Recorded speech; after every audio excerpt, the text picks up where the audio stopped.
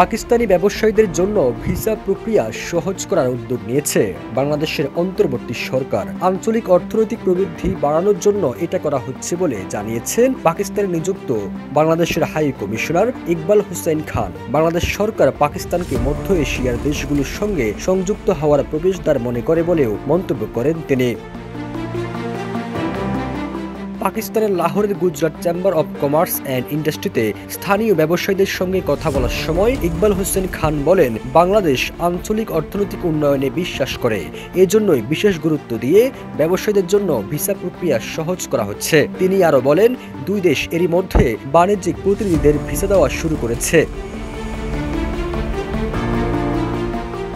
তিনি আরও জানান, আবেদনকারীরা যাতে আরও সহজে ভিসা পেতে পারেন সেই লক্ষ্যে চলতি বছরের ডিসেম্বর থেকে অনলাইন ভিসা কার্যক্রম চালু হবে।